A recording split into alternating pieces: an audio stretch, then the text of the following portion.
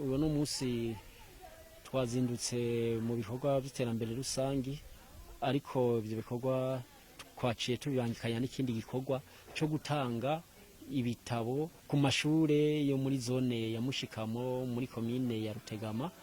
Ibitabo byari bigizwe ahanini ya bimwe bita ama épreuve type ku banyeshuri mu w'icenda no ku banyeshuri baheza igice ca nyuma ca shure shingiro, hamwe n'ibitabo bita siporo vyo mu wa kabiri, kugira ivyo bitabo bifashe abo banyeshure n'abigisha kugira bashobore kuronka umwibo mwiza. Muti ahanini vyavuye kuki? Haciye imyaka itari mike umwimbu mu bibazo vya leta muri komine Rutegama no muri zone Mushikamo muri rusangi utagenda neza. Rero twaciye twicara hamwe nk'abavuka zone dufatanije n'abari mu makungu, hariho uri muri diaspora yadufashije aratuja imbere, turashobora kuja hamwe, ariwe abanje kwiyumvira umugambi mugana twari tuwufise, ariko araturonsa uburyo turagura ivyo bitabo. Mugana twebwe turatera turavuga tuti ivyo bitabo ntiyokora wenyene, natwe nk'imvukira reka tuje hamwe turabe ico twoterera.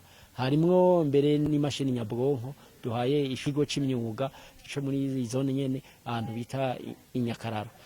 Rero ivyo vyaratumye mwimbu muke muri iyo myaka iheze mu bibazo vya leta, twiyumvira yuko biva kuri ubwo bukene bw'ibitabo ibikoresho mfasha nyigisho, tukavuga tuti iyo mimenyerezo mu gihe twoyibaha bakayikora bakaza barimenyereza abigisha batoramwe ibibazo, birashobora gutuma umwimbu mu bibazo vya leta wiyongera, tukaronka abanyeshuri baja mu mahiganwa baronka mbere na bimwe bita bourse, gutyo tugategura kazoza kaba ka zone akakomine akintara mbere n'akigihugu. Rero ni muri iyo mpinuro twavyiyumviriye kugira turabe ko twofasha batoyi bacu, bashiki bacu, basaza bacu, bavyara bacu n'abishwa bacu kugira batera imbere. Si kuvuga ngo dufise uburyo bwinshi, oya, n'umutima n'ishaka ryo gukunda iyo tuva no gukunda igihugu. Rero dushimira cyane uwo mu diaspora yadufashije, Imana imusubirize aho yakuye, mbere dushimira nabo bose bariko baritanga kugira ivyo bitabo tubigwiza. Si kuvuga ko tubitanze n'ivyo dutanze no munsi no hanyuma turiko turiyungunganya kugira tuze dutange n'ibindi.